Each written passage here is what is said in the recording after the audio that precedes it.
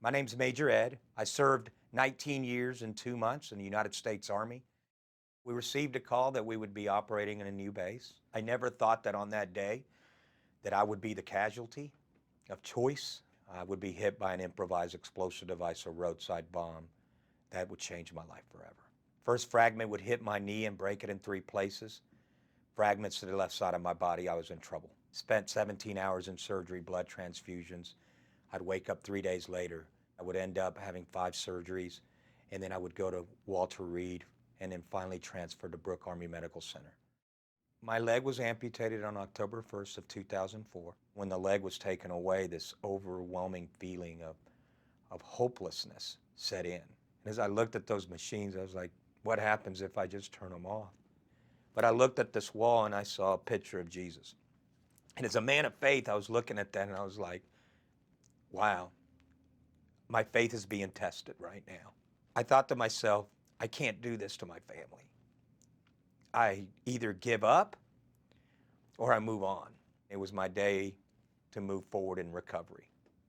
But all of those symptoms would not go away. They would carry on. And I would learn about these symptoms as I would go through my recovery. Depression, the roller coaster ride, the anxiety, the hopelessness, the grief, the uncontrollable thought process of not being able to have any control of my life. I received counseling down at Fort Sill, Oklahoma, from a counselor. She told me that I needed to write things down, that put together kind of like a diary of the thoughts that I was going through. And whether they were the thoughts of depression, of the PTSD, and all of the symptoms that I just discussed, but it was about the fact that this was understanding my new life as I moved forward. My friend George would be my therapist. George would come in, he would talk to me, he would talk to me about post-traumatic stress.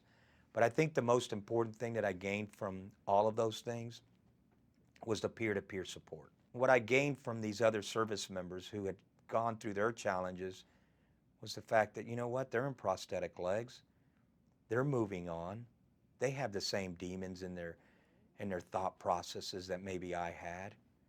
They've experienced negativity, but now it's either being positive in this recovery or being in this dark hole that I call that wound of war that you don't want to be in. And that's what I tell a lot of service members, that, you know what, when you come back, it's okay to say that you've been changed, but it's also okay to understand who you've changed to. As a service member and a defender of freedom, always remember that you have to be mentally, physically, and wellness fit to continue to live your life after this horrific activity that we've all been involved with. Because at the end of the day, it is my motto, mission first, people always.